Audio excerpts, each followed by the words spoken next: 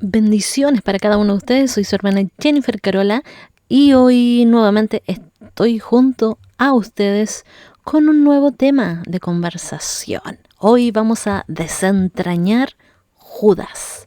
Vamos a tratar de profundizar un poco versículo a versículo para tiempos urgentes.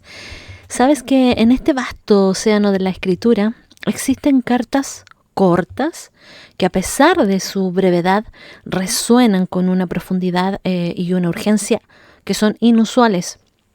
Bueno, este es el caso del libro de Judas. Es sin duda una de ellas.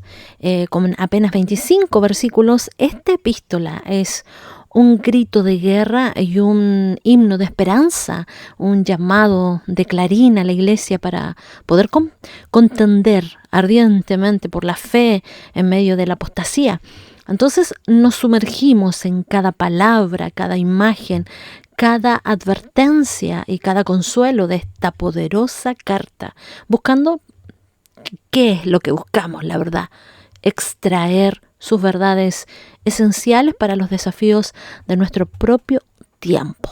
Entonces vamos a comenzar con el capítulo, en este caso, un solo capítulo que tiene, pero del versículo 1 al 2, donde aquí encontramos el saludo y la urgencia del llamado.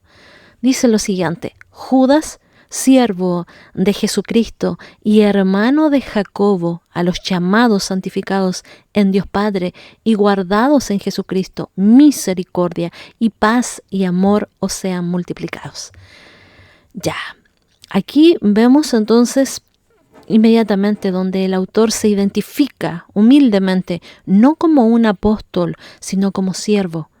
Su lazo familiar con Jacobo y por extensión con Jesús le otorga autoridad, pero su servicio a Cristo es su verdadera credencial. Los destinatarios son llamados, en este caso por elección divina, santificados, o sea, apartados por el Padre.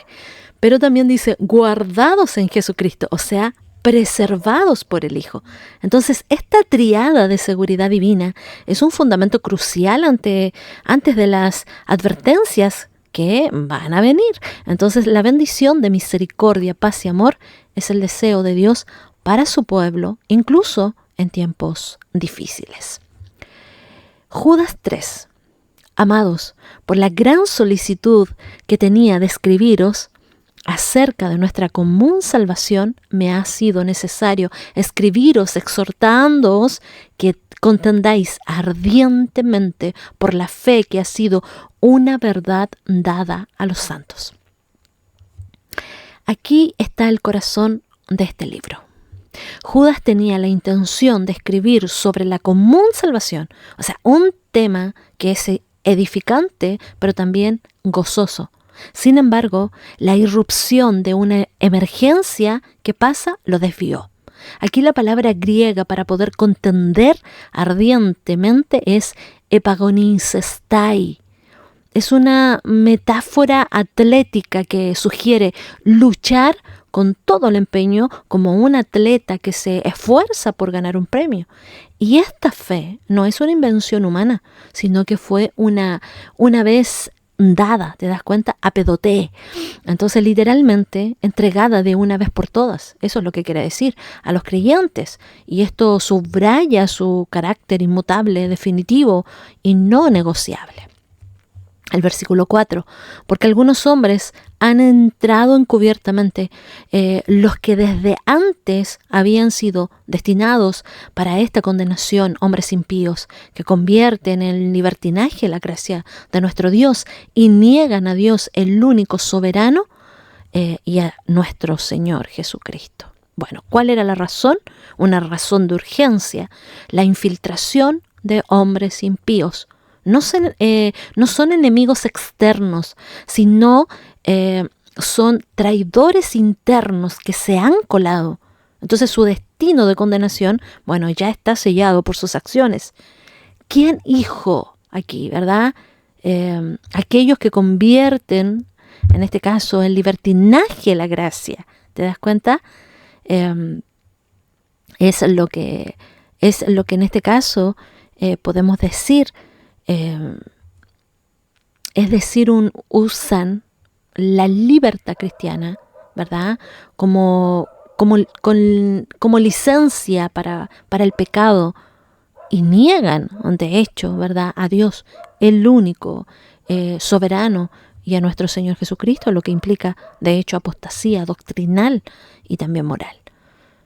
Mira, vamos a ver algunos ejemplos históricos de juicio divino en Judas, de los versículos del 5 al 7. Y para poder demostrar que Dios no tolera la rebelión y que el juicio es seguro, Judas entonces, ¿qué es lo que hace? Recurre a la historia bíblica. Y estos ejemplos sirven de espejo para los apóstatas y también de advertencia para los creyentes. Entonces, cuando vemos el versículo 5, que dice lo siguiente: pero quiero recordaros, aunque ya lo sabéis, que el Señor, habiendo salvado al pueblo de Egipto, después destruyó a los que no creyeron. Entonces, el primer ejemplo es Israel mismo. A pesar de haber sido milagrosamente, ¿verdad?, liberados de la esclavitud, aquellos que manifestaron incredulidad, pero también desobediencia, murieron en el desierto. Eso nosotros lo tenemos, ¿verdad?, en el Antiguo Testamento, que podemos, por algo trae estos ejemplos históricos, ¿te das cuenta? Entonces, la salvación inicial no garantiza la preservación final sin fe. En el versículo 6 seguimos leyendo: y a los ángeles que no guardaron su dignidad, sino que abandonaron su propia morada, los ha guardado bajo oscuridad, en prisiones eternas, para el juicio del gran día. Entonces aquí el segundo ejemplo es el de los ángeles caídos, o sea, distintos de Satanás y sus demonios, o quizás una referencia más específica a un grupo que tomó una acción particularmente grave, como lo que habla allí en Génesis 6. Entonces ellos no guardaron su dignidad, o sea, su posición original, y abandonaron su propia morada, siendo reservados por Dios para un juicio final y también eterno. En el versículo 7 leemos que dice: como Sodoma y Gomorra, las ciudades vecinas, las cuales de la misma manera en aquellos, habiendo fornicado e ido en pos de vicios contra naturaleza, fueron puestas, por ejemplo, sufriendo el castigo de fuego eterno. Aquí nos encontramos entonces con este tercer ejemplo, ¿verdad?, de esta destrucción de estas dos ciudades, Sodoma y Gomorra, por esa inmoralidad sexual extrema, antinatural. O sea, fueron un ejemplo, aquí literalmente paradigma, ¿verdad?, de castigo de fuego eterno, prefigurando entonces el destino final de los impíos. Cuando seguimos de los versículos 8 al 16, aquí nos encontramos con la naturaleza de los falsos maestros y su juicio. Ya, Judas aquí comienza a describir entonces a estos hombres impíos, utilizando contrastes y también profecías para poder revelar su verdadera naturaleza. Escucha lo que dice el versículo 8. No obstante, de la misma manera también estos soñadores mancillan la carne, rechazan la autoridad y blasfeman de las potestades superiores. ¿Te das cuenta aquí? Los falsos maestros son soñadores, o sea, posiblemente refiriéndose a sus visiones o interpretaciones distorsionadas en este caso. Bueno, se te hace un poco, a ver cómo decir, algo fácil de poder notar que hoy en día vemos a estos soñadores, a estos falsos hombres que tienen visiones y que también hacen esas interpretaciones distorsionadas. Claro que sí. Entonces sus pecados aquí podemos ver que son triples en otra forma de decir, porque inmoralidad, que están mancillando la carne, ¿te das cuenta? Rebelión contra el liderazgo o la ley de Dios, ¿qué hacen? Rechazan la autoridad, pero aquí también vemos la arrogancia sacrílega, ¿te das cuenta? Blasfeman de las potestades superiores, quizás seres angelicales o, en este caso, autoridades espirituales. Seguimos leyendo el versículo 9 que dice: pero cuando el arcángel Miguel contienda con el diablo, disputando por el cuerpo de Moisés, no se atrevió a proferir juicio de maldición contra él, sino que dijo: el Señor te reprenda. O sea, cuando estaba contendiendo el arcángel Miguel, ¿verdad? Aquí se estaba disputando el cuerpo de Moisés. ¿Qué fue lo que le dice? Entonces, no le dijo un juicio de maldición contra el diablo, sino solamente le dijo, el Señor te reprenda. Aquí Judas contrasta la humildad de Miguel, un arcángel, ¿verdad?, con la audacia de los falsos maestros. Entonces, Miguel, en una disputa directa con el diablo, no recurrió al insulto, sino que dejó el juicio en manos del Señor. Él sabía lo que tenía que hacer, ¿verdad?, con este diablo inmundo. Entonces, ¿cuánto más deberían los hombres mortales refrenarse? ¿Cuánto más nosotros debemos? Y nosotros muchas veces andamos, que te reprenda, y no. Imagínate, un arcángel se quedó en modo silencio, mute, solamente diciéndolo, el Señor te reprenda, nada más. Bueno, es para aprender. Para eso estamos haciendo este tipo de estudios. Entonces vamos al versículo 10. Pero estos blasfeman de cuantas cosas no conocen, y en las que la forma natural conocen, como animales irracionales, en ellas se corrompen. Estos hombres son ignorantes de las verdades espirituales, pero aún así las críticas en este caso y en las cosas que entienden por instinto de forma natural como animales irracionales, dice, se corrompen viviendo por impulsos, esos impulsos más bajos. Te está hablando de estos hombres, ¿verdad? Mira, te das cuenta que blasfeman de cuántas cosas no conocen, dice, pero aún así las critican. ¿Te das cuenta? En el versículo 11 dice, ay de ellos, porque han seguido el camino de Caín y se lanzaron por lucro en el error de Balaam y perecieron en la contradicción de Coré. Bueno, aquí está mostrando ejemplos también del Antiguo Testamento. 3 ayes. Aquí denuncian el carácter de los apóstatas, conectándolos, ¿verdad?, con figuras infames del Antiguo Testamento. Caín, que vemos en él, celos, asesinato, rechazo del camino de Dios, ahí en Génesis 4. Balaam, codicia, intento de maldecir al pueblo de Dios por dinero, ahí en Números, ¿verdad?, 22 y también en el capítulo 24. Coré, rebelión contra la autoridad establecida por Dios, en Números capítulo 16. Y cuando seguimos leyendo los versículos del 12 al 13, dice, estos son manchas de vuestros ágapes, que comiendo impúdicamente con vosotros se apacientan a sí mismos.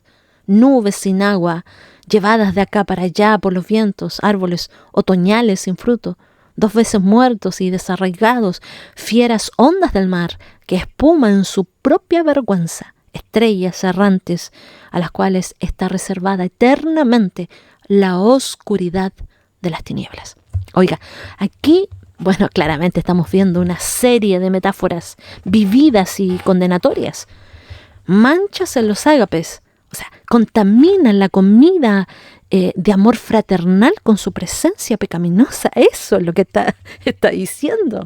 Nubes sin agua. Prometen tal vez refrescar, ¿verdad? Prometen refresco, pero no tienen nada que ofrecer espiritualmente. ¿Por qué? Porque están vacíos. Árboles otoñales sin fruto, 2 veces muertos y desarraigados. O sea, no dan fruto espiritual. Están marchitos, están condenados. Fieras ondas del mar. Aquí que vemos, ¿verdad? Su agitación los lleva a escupir suciedad, pero también vergüenza. Estrellas errantes. ¡Wow! O sea, en otras palabras le estás diciendo desviados. Están desviados, no están alineados, ¿verdad?, con ese curso divinamente ordenado. Su destino es la oscuridad de las tinieblas. Y después cuando seguimos ya con los últimos,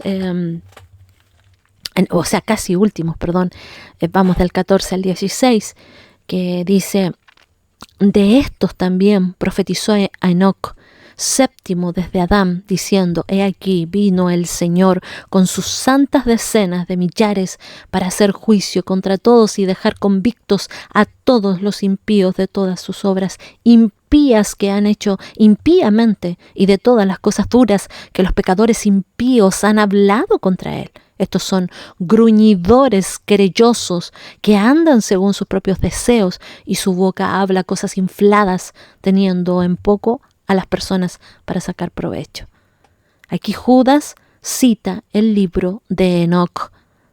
Ya, usted sabe, es un texto que no está dentro de la Biblia porque es apócrifo. Es conocido en su tiempo, pero citado por su contenido profético veraz. ¿Ya? Entonces, que predice la venida del Señor para juicio.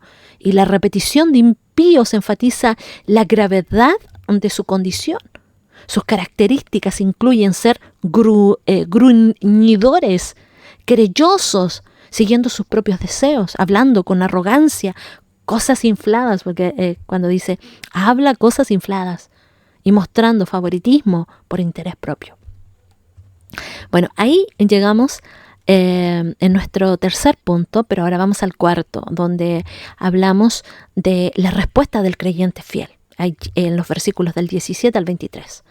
Entonces, después de describir, ¿verdad?, a estos apóstatas, a estos lobos rapaces, su juicio, Judas se vuelve hacia los creyentes para poder exhortarlos a la perseverancia, pero también a la acción. Y aquí vamos a leer del versículo 17 al 19, ¿verdad? Dice, pero vosotros, amados, tened memoria de las palabras que antes fueron dichas por los apóstoles de nuestro Señor Jesucristo, los que os decían en el postrer tiempo habrá burladores que andarán según sus malvados deseos. Estos son los que causan divisiones, los sensuales que no tienen al Espíritu. Entonces aquí, ¿de qué nos habla? Los creyentes deben recordar las advertencias apostólicas que ya anticipaban la llegada de burladores, la gente que se mofa de la fe, esos sensuales, como dice aquí Judas, que están gobernados por los deseos carnales y que obviamente a menudo están sin el Espíritu Santo. Entonces estos hombres son divisivos y obviamente van a fragmentar la iglesia. Cuando seguimos en los versículos del 20 a 21, dice, pero vosotros, amados, edificando sobre vuestra santísima fe, orando en el Espíritu Santo, conservaos en el amor de Dios, esperando la misericordia de nuestro Señor Jesucristo para la vida eterna.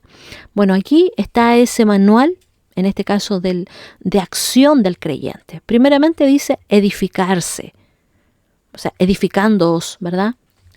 Una edificación habla de construir sobre ese fundamento de esa santísima fe, o sea, la doctrina apostólica recibida. Orar en el Espíritu Santo. Aquí está hablando de esa oración guiada, pero que también está empoderada por el Espíritu, que obviamente mantiene al creyente conectado con Dios. Conservarse en el amor de Dios. Aquí nos está hablando de mantenernos en esa esfera del amor divino, obedeciendo, dice, sus mandamientos, pero también experimentando su gracia. Esperar la misericordia de Jesucristo. Mantener la mirada puesta, ¿verdad?, en la esperanza de la salvación final y también la vida eterna que viene por gracia, no por obras. Cuando seguimos leyendo los versículos 22 y 23, dice, a algunos que dudan, convenciéronlos, a otros salvad, arrebatándolos del fuego, y de otros tened misericordia con temor, aborreciendo aún la ropa contaminada por su sangre. O sea, Judas aquí está presentando una estrategia de 3 niveles para interactuar con aquellos que están en peligro de apostasía. A los que dudan, dice, hay que abordarlos con persuasión y también con enseñanza. A otros dice salvad, o sea, rescatarlos urgentemente del peligro del pecado y el juicio, como arrebatándolos del fuego. Y de otros tener misericordia con temor. O sea, aquí, bueno, claramente nos está hablando de compasión, pero con gran cautela para no ser contaminados por su pecado. La imagen aquí de aborreciendo aún la ropa contaminada, ¿qué es lo que está subrayando? La seriedad de la santidad y la repulsión al pecado. Vamos al punto 5, la soberanía y la doxología de seguridad. del versículo 24 al 25. O sea, después de estas sombrías advertencias, ¿verdad?, de las exhortaciones que ha dado, Judas entonces concluye con una de las doxologías más sublimes de toda la Biblia, un ancla de esperanza en la soberanía de Dios. Entonces leímos 24-25 que dice: y a aquel que es poderoso para guardaros sin caída y presentaros sin mancha delante de su gloria con gran alegría, al único y sabio Dios, nuestro Salvador, sea gloria y majestad, imperio y potencia, ahora y por todos los siglos. Amén. Ya, aquí estamos entonces en la cumbre del libro de Judas. No es nuestra fuerza la que nos preserva, sino el poder ilimitado de Dios. Él es poderoso para guardarnos, ¿verdad?, sin caída o sin tropiezo, y para presentarnos sin mancha delante de su gloria, como lo dice estos versículos. Entonces el final de la historia de los creyentes es la alegría eterna en la presencia de Dios. Y esta doxología atribuye a Dios todos los atributos de gloria, o sea, único, sabio, salvador, gloria y majestad, imperio y potencia, que le pertenecen ahora y por todos los siglos. Y es una afirmación rotunda de que a pesar de la apostasía, a pesar de los peligros, el pueblo de Dios está seguro en las manos entonces de nuestro Dios. Y para ya concluir, concluimos entonces un mensaje que es imperecedero para el día de hoy. Porque cuando estudiamos el libro de Judas, versículo a versículo, no es solo tal vez ese ejercicio teológico que hacemos, sino que es un llamado a la acción, pero también a la reflexión, los peligros de la apostasía, la infiltración de falsos maestros y también la dilución de la verdad son tan reales hoy como lo fueron en este primer siglo, ¿verdad?, de la iglesia. Así que Judas, ¿qué nos enseña? Nos enseña la necesidad de discernimiento. ¿Para qué? Para poder identificar a aquellos que están distorsionando la gracia y que están negando al Señor. Pero también nos enseña la necesidad de convicción para poder aferrarnos firmemente a la fe que ha sido una vez dada a los santos. También nos enseña la necesidad de santidad para poder vivir una vida que a nosotros no nos da licencia al pecado, sino que debemos reflejar el amor de Dios. ¿Qué más nos enseña? La necesidad de cuidado pastoral. O sea, para guiar, para poder persuadir, para poder rescatar a aquellos que están en riesgo de descarriarse, ¿verdad?, con sabiduría, con pasión, pero también con temor reverencial a la santidad de Dios. También nos enseña la necesidad de confianza de Dios. O sea, para recordar que nuestra seguridad final no reside en nuestras propias fuerzas, sino en el poder de aquel que es capaz de guardarnos sin caída y presentarnos intachables ante su trono con gran alegría. Así que espero que el mensaje del libro de Judas resuene hoy también en tu corazón, fortaleciéndote para poder contender ardientemente, como dice el libro, por la fe mientras esperamos la gloriosa venida de nuestro Señor y Salvador Jesucristo. Chao, chao. Bendi, bendi.